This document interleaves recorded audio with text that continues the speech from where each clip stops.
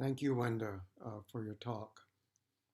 Um, that's a great story about, I guess it was your niece at the zoo. And you've been reading, sorry, forgot the title of the book on women in Buddhism that you're reading, but I happen to be reading this book right now, the first Buddhist women, which is a commentary on about 60 or so of the 73 poems that comprise the Therigatha. Um, Teri means elder women, and Gata is poems. And so there are these 70 something, I think it's 73 poems.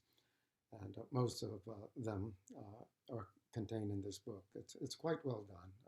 I recommend it. And we have pretty good gender equity today. It looked like on the screen, half female and half male, but who's counting, right? So we're all practicing together. That's the most important thing. Does anyone have a question? I have a question, Stan. This is Carol Schmidt. I may not be able to state it clearly. It's coming up spontaneously. Wenda talked this morning about nature and about knowing your own mind, watching your own mind. This is a pretty personal question. I recently have visited with some women who I respect and admire. I don't know them very well, but they have come to, the phrase they use is replacing, is going to nature as their sacred text. One of the women is a retired minister, but she talks about an experience she had in the wetlands in Lawrence with egrets or something, I don't know. And she talks about mushrooms, the underground mushrooms, how they are all helping each other. And I'm happy to hear them talk about this. And it's helping me appreciate my own Buddhist practice, because it seems to me, I don't know, this is all very new to me. It's just coming up now about maybe what they're talking about may be called pantheism, although she doesn't use that word, but she just talks about nature as her sacred text. And I'm feeling that, and they're coming to the same place as I am. It's all very wonderful. And I'm not criticizing them in any way, but I'm grateful for my own, for the Buddhist aspects that helps me to see my own mind, look in my own mind, rather than only at the egrets, at the wetlands, somehow, I don't know. So I'm just, I'm happy to, I probably will see them again or talk to them again, as long as the weather's nice and we can meet outside, because I'm cautious with COVID. But this is all, it's just helping me appreciate my Buddhism more. Do you have any comments? Thank you.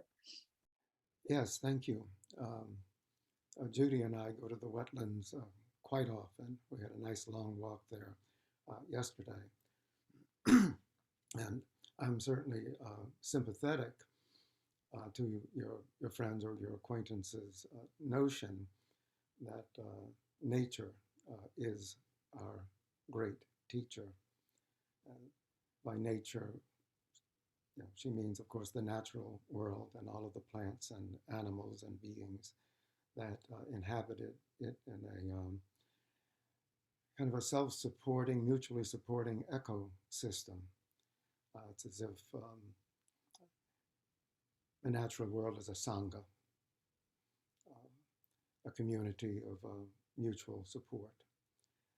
Of course, we're all eating each other in this sangha.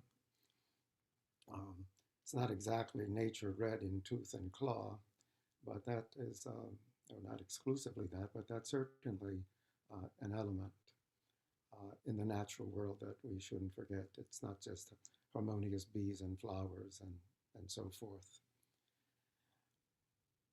So this is where we come from, of course, in the long course of human evolution.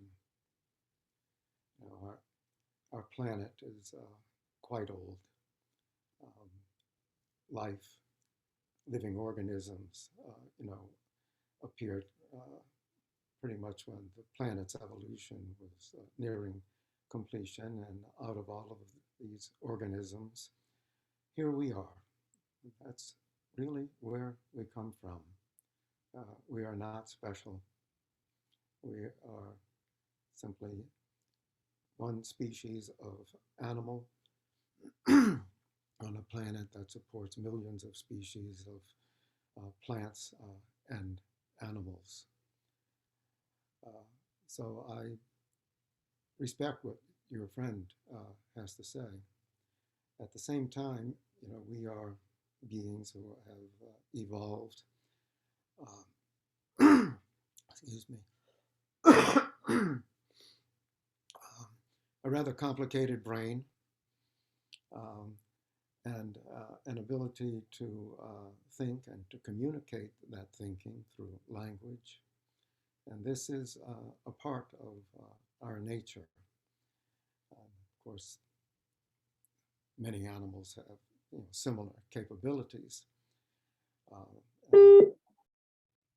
Something just beeped. I don't know why. That was me. I'm sorry. Okay, that's okay. We may have encountered a technical difficulty. So yes, finding our place in the natural world, both on this planet, and it helps to look up at the sky also.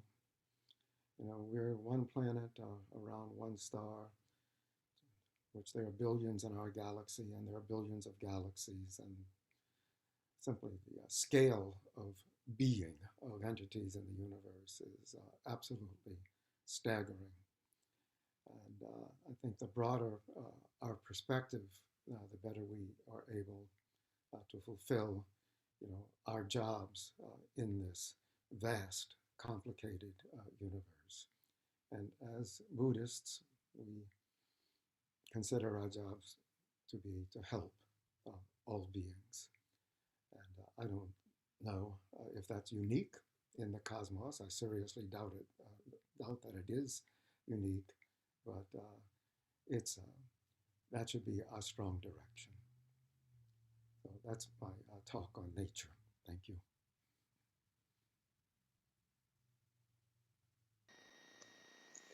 Hi. I wonder if you could. Well, I've been thinking about samadhi versus paying attention recently. I mean, are they synonymous? Are they uh, dissimilar? Do they come from different eras and different understandings of meditation? Yes, samadhi, is one of the three foundations of Buddhism. The first being shila, morality. Samadhi, which in this formulation simply means meditation. So shila, samadhi, and out of that comes prajna, which is wisdom. So your question is, where does our mind actually fit into all of that? And is samadhi simply absorption? It means something like that. It means the sama, believe it or not, is the same word as the English word same in Sanskrit. They're Indo-European cognates, and the dhi means to establish, to set down. So to establish sameness. So that certainly implies a kind of communication, not just that we're wrapped up in our own oneness. So sometimes we can get lost in meditation and almost exclude the world at large. I tend to be that way, actually, or I was for a long time. I've now developed as my meditation practice a breathing technique in which on every breath, I actually pay attention during formal meditation practice, I'm talking about now, to everybody else in the room. And so I started this a long time ago, and we're all sitting together. It's just the first breath is maybe the head Dharma teacher, and the second breath is on the Dharma teacher's right, and all the way around the room. And it works quite well on Zoom, actually. You go from one screen to the next and to the next, and with the about 30 people that we have here, I can go around twice. My breath is about a half a minute, and so it works out very neatly, actually. I'm not telling you that so you should be self-conscious that I'm looking at you while I'm meditating. But it seems to be a good connection, actually, to pay attention to everyone else. And so samadhi can mean that, establishing a sameness, not simply, unifying yourself, but a sameness with every other being. So a very deep, coming together. So that can be the basis of a meditation practice. There are many, of course, forms of meditation, and all of the ones that I've encountered seem to be, very useful. You have to find something that, really works for you and seems deep, in some way. It seems really fundamental, and so I've, developed this technique. And so for me, samadhi is, Tom, at least, well, probably you're here at most practices, so at least twice in every meditation practice, I'm samadhiing with you, if that's okay. I don't mean to intrude. And I hope none of that sounds too weird to you.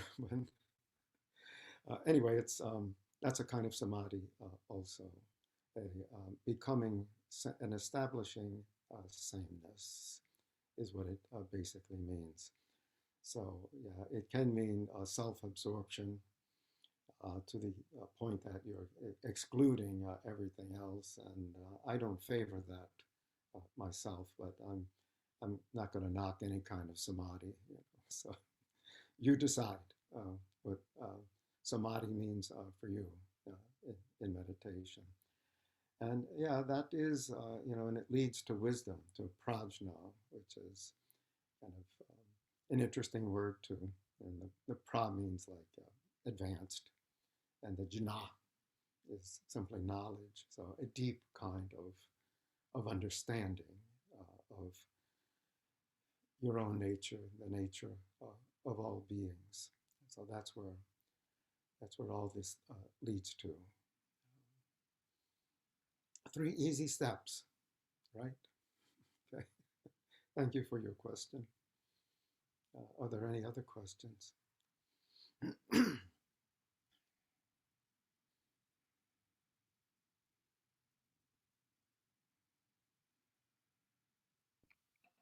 have a question. Yes. I was walking, thinking that I was doing a mantra walk, and then I began to question whether I actually was or not, and then started thinking too much. So my question is, what exactly is a mantra walk? I didn't hear the first part of your question. The problem that you, or the question that you had about mantra walk was what? Yes, I was walking, and I was thinking that I was doing a mantra walk, and then I started thinking about, because it was actually more of a hwadu walk than a mantra walk. So then I thought, well, is that really a mantra walk if I'm doing a hwadu? Or so, what is a mantra walk? Yeah. So hwadu means word head. So your practice can be distilled into the repetition of one word or one syllable. For instance, you on every exhalation can breathe out "oh," and that would be your hwadu. Or it can be more than one word. It can be a question, a kongan. So it's a meditation technique, a word head, some phrase that summarizes in some meaningful way, either a kongan or some Buddhist teaching. A mantra can be regarded as a kind of hwadu. So a mantra means mind covering. Man is like mental and tra is covering. So originally a mantra is some kind of protective meditation technique that is you're preventing impurities from invading your mind. Your mind is staying pure and clear, kind of like a mind shield, as if all of these cosmic rays from all over the universe with evil intent are trying to penetrate your mind, and a mantra is keeping them out.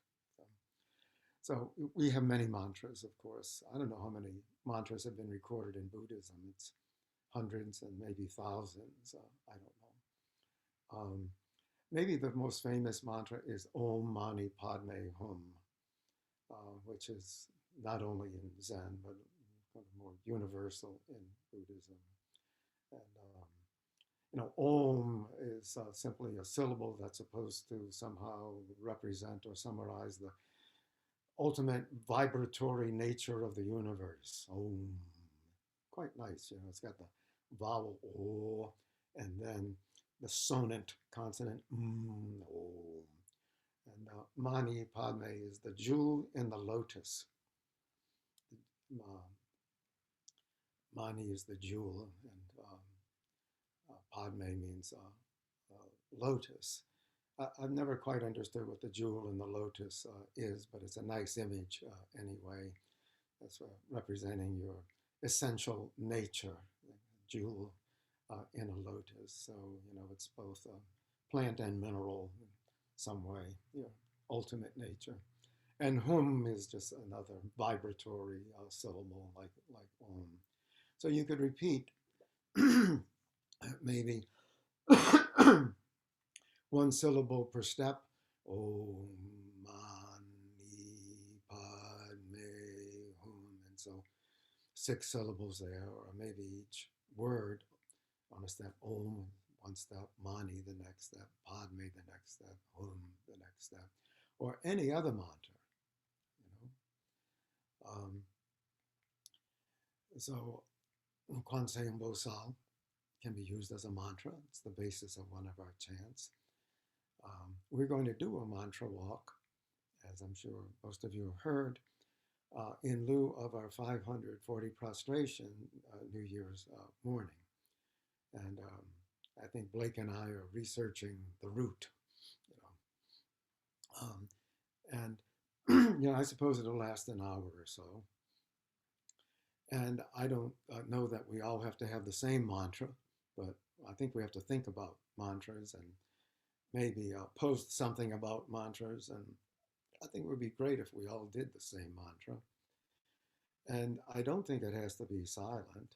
And that's another decision, I guess. We all chant this out loud. I mean, not very loud, but I can imagine, kind of we're all whispering, oh, Mani Padme Hum. That could be quite a powerful walk. So I'm sure we'll have a committee to think about this and how. But if you have any thoughts about a mantra walk and what it might be like, or could be like, or should be like, please communicate them. It's becoming quite popular, mantra walks, and people are more and more doing mantra walks. And I don't know its history. I suspect that it has kind of an ancient pedigree, but I don't know much about mantra walks. And I've done them kind of spontaneously because I'm sort of that way. I don't know what that means. I'm sort of that way. I've always been, I used to be a race walker, competitive race walker. That was after running got to be too hard on the joints, and race walking is a lot kinder. And I used to repeat phrases, when I was race walking. So I'm not suggesting we have a mantra race walk, although that could be interesting, all this. Anyway, more about the mantra walk coming up. Near you, namely this one. And are there any other questions? We only have time maybe for one more brief question. I have a question. Yes. So have you ever incorporated like a breathing practice with the mantra walk, or any thoughts that come with that question? I'm sorry, what is the question? Have you incorporated like a breathing practice in with the mantra walking? Oh, yes. I have actually, done this, and you have to see what's natural. Excuse me again. Natural to you. For me, it's breathe in 2 steps, breathe out 4 steps. Um, but I can't do that if I'm walking very fast. So it depends on the pace. So you should experiment with this yourself. I think it's something that's been, maybe it's coming into its own now. Walking meditation we've always done, but we've always considered it a break between seated rounds of seated meditation, and we're urged during walking meditation to keep the same technique that you use when you're doing seated meditation. And if that technique involves breath, then somehow to adapt that to your walking pace. And this is something that you simply determine yourself, experiment with different ratios, and to see what really works for you.